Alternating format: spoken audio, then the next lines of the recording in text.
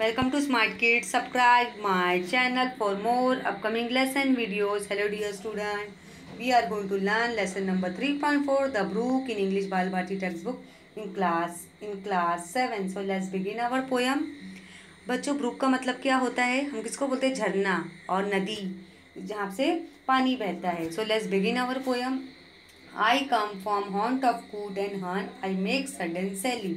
अब यहाँ पे है जो रिवर है वो क्या बता रहा है इस पोयम में कि मैं कहाँ से आता हूँ. जैसे आपने झरना देखा होगा, जहाँ से झरने का पानी कहाँ से गिरता है? बहुत सारे डायरेक्शन से गिरता है.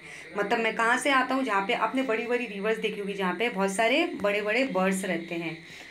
आई मेक सडन से ली मतलब मैं अपना रास्ता, मतलब मैं जहाँ से गुजरता हूँ मैं अपना रास्ता वहाँ से चेंज करता हूँ. And sparkle out among the fern to bicker down a valley. मतलब मैं जैसे जैसे उतरता हूँ. अभी यहाँ पे कौन बोल रहा है? झरना बोल रहा है. पानी क्या बोल रहा है कि जैसे जैसे मैं नीचे उतरने की कोशिश करता हूँ. फन यानी ट्रीज, ऐसा ट्रीज जहाँ पे मतलब जिस ट्रीज पे फ्लावर्स नहीं आते. To bicker down a valley. अब वैली हम किसको बोलते हैं? पहाड़ों को बोलते हैं कि मैं पहाड़ों से गुजरता हूँ. अभी सेकेंड स्टैंजा में देखेंगे पोएट क्या कहेगा. By thirsty hills I hurry down, or asleep between the ridges. By 20 thorps a little town, a 100 witches. अभी आप by thirsty hills I hurry down मतलब by 30 hills I hurry down मतलब जितने भी 30 hills रहते हैं. हिल्स किसको बोलते हैं? हम पहाड़ों को बोलते हैं. मतलब मैं पहाड़ों पहाड़ों से गुजरता हूँ. जैसे आपने झरना देखा होगा, आप यहाँ पे झरने की तस्वीर देख सकते हो, पिक्चर देख सकते हो कि जो झरने में से पानी गिरता है वो किन किन चीज़ों का सामना करता है. जैसे हमारी लाइफ में कैसे प्रॉब्लम्स आते हैं. वो अपने मतलब इस पोयम में क्या कहना चाहता है कि जो ब्रूक पोयम है वो कहता है कि मैं अब कितने हर्डल्स को फेस करता हूँ. जैसे हमारी जो लाइफ रहती है, हम भी अपनी लाइफ में देखो अच्छा बुरा देखते हैं कि हमारी लाइफ में कुछ चीज़ें अच्छी भी होती रहती, बुरी भी रहती, लेकिन हमें उस बुरी चीज़ों से हमें एक सॉल्यूशन निकालना है, हमें आगे बढ़ना है कि उसी को हमें हार नहीं माननी, कि हमें मुश्किलात का भी सामना करना है. कि यहाँ पे जो ये जो ब्रूक है कि वो क्या बोल रहा है कि मुझे वैली तक आने के लिए, रिवर तक आने के लिए मुझे किन चीज़ों का सामना करना पड़ता है. कि मुझे यहाँ पे इस पोयम में ये मतलब ये ब्रूक ये कहना चाहता है.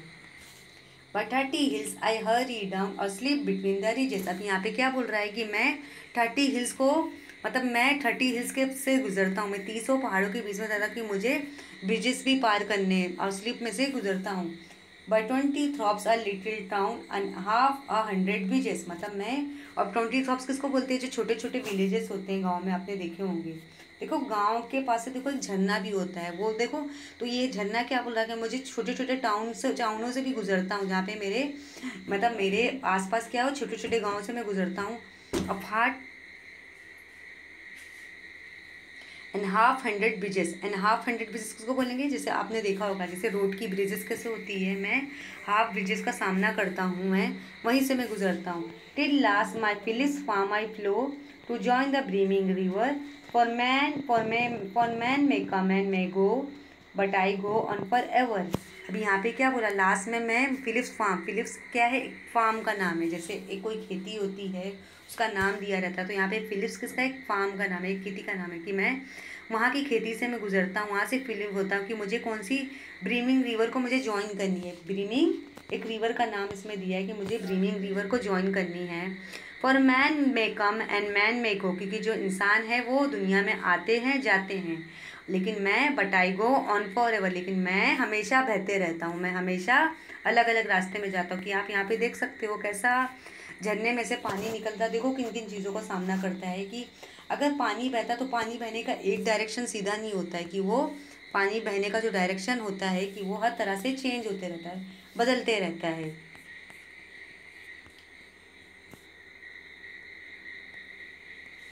I chatter over the stony ways in little sharp and trebles. अब यहाँ पे जो पानी झरना है वो क्या बोल रहा है कि मैं स्टोनी वेस में छोटे छोटे पत्थरों से बातें करते हुए निकलता हूँ, गुजरता हूँ. In little sharp and trebles I bubble into leading bay. I bubble into eating bay. I babble on the pebbles. अब यहाँ पे जो पानी झरने में से गिरता है तो आप यहाँ पे देख सकते हो झरने में से जब पानी गिरता है तो देखो, जब पानी यहाँ पे ऐसे ऐसे गिरता है तो देखो पानी के आसपास देखो मुझे छोटे छोटे क्या दिखाई देते हैं, स्टोन्स दिखाई देते हैं, पत्थर दिखाई देते हैं। तो मैं उन चीज़ों से गुजरता हूँ, लेकिन इस पानी के पास क्या आते हैं, छोटे छोटे बबल्स आते हैं। आपने देखे पानी के बुलबुले देखे होंगे। हम्म। हम्म। हाँ रुक जा। With many cow my blank with many cow my bank are fret.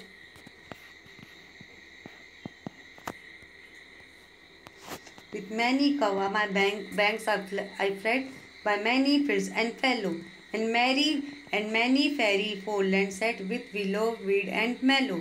अभी यहाँ पे क्या बोलते, जैसे पानी जब बहता है तो कैसे डायरेक्शन बनाता है, आप देख सकते हो। पानी बहता है तो कैसे उसकी डायरेक्शन अलग होती है, उसकी डायरेक्शन ऐसी सीधी नहीं होती है कि पानी को सीधा बहना है, वो कभी टेढ़ा भी जाता है और राइट लेफ्ट, मतलब उसका जो डायरेक्शन रहता है वो अलग ही तरीके से रहता है। लेकिन वहाँ पे क्या बोल रहा है, मैनी फेरी फोल्डलैंड सेट, मतलब मैं ऐसी जगह पे जाता हूँ, मेरी फोल्डलैंड मतलब एक ब्यूटीफुल प्लेसेस में जाता हूँ जहाँ पे विथ येलो वीड एंड मैलो, जहाँ पे मतलब बहुत सारे फ्लावर्स, ब्यूटीफुल फ्लावर्स खिले हुए रहते हैं। I chatter as I flow to join the brimming flow to join the brimming river to join the brimming river. For may come and may go, man may go, but I go on forever. अब यहाँ पे जो झरना क्या बोल रहा है, मैं इन पत्थरों से बातें करते गुजरता हूँ और मुझे क्या ज्वाइन करना होता है, ब्रीमिंग रिवर को मुझे ज्वाइन करना होता है, क्योंकि यहाँ पे जब इंसान दुनिया में आते हैं और चले जाते हैं, लेकिन मैं हमेशा रहता हूँ। ये कौन बोल रहा है, झरना बोल रहा है। I wind about in and out with here bluesing selling. अभी यहाँ पे झरना क्या बोला, मैं हवाओं के साथ अंदर बाहर आते रहता हूँ। जैसे आपने देखा होगा पानी तो हमेशा रहता है, चाहे वो सर्दी का मौसम हो या बरसात का मौसम हो या गर्मी का मौसम है। आपने देखा होगा पानी हमेशा समंदर में रहता है। I wind about in and out with here a blossom sailing, मतलब यहाँ पे क्या बोला, मैं हवाओं के अंदर मैं अंदर बाहर होते रहता हूँ। हवाएं चलते रहती लेकिन मैं अंदर बाहर होते रहता हूँ, लेकिन मैं इन पानियों के साथ तैरते रहता हूँ। Here and there lusty trout here and there grayling, मतलब पानी के अंदर ही चलते रहता हूँ।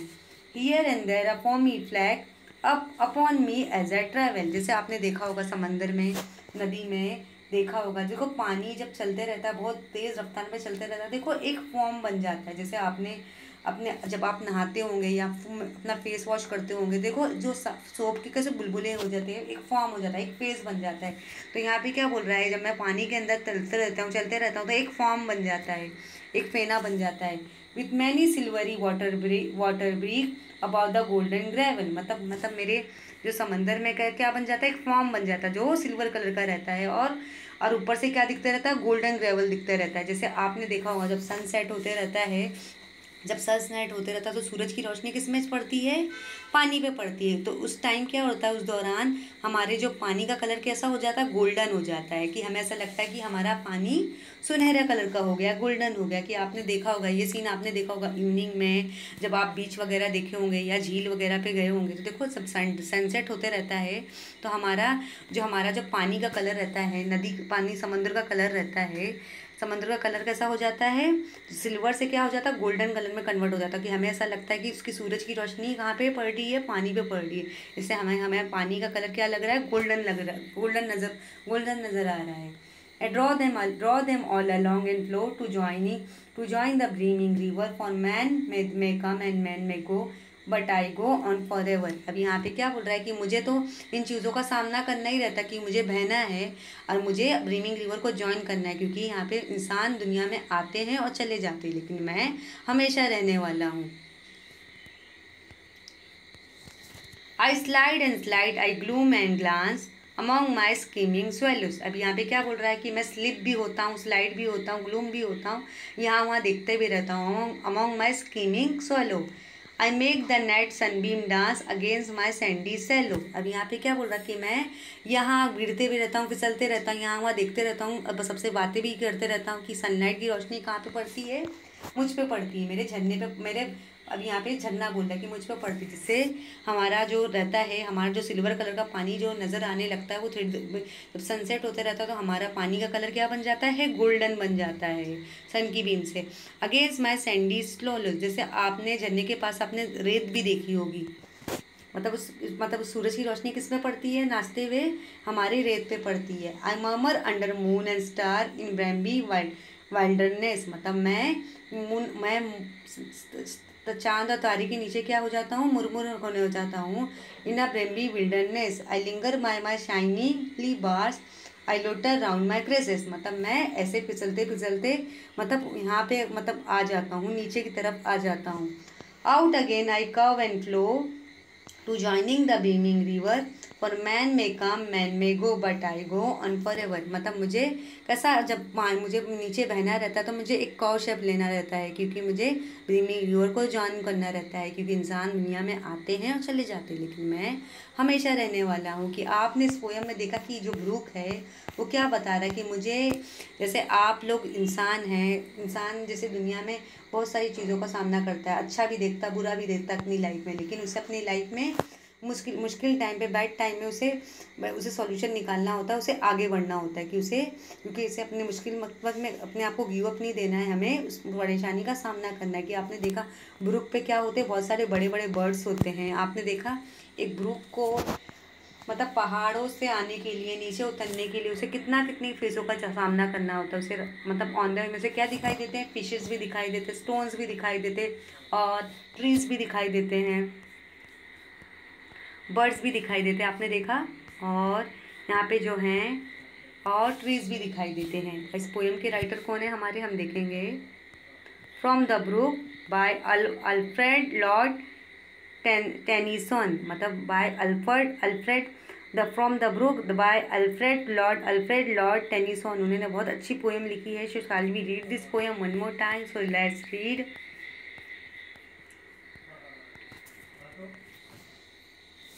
Lesson number 3.4 English Bal Bharti textbook in class 7. I come from haunt of coots and hun. I make a sudden sally and sparkle out among the fun to bicker down a valley.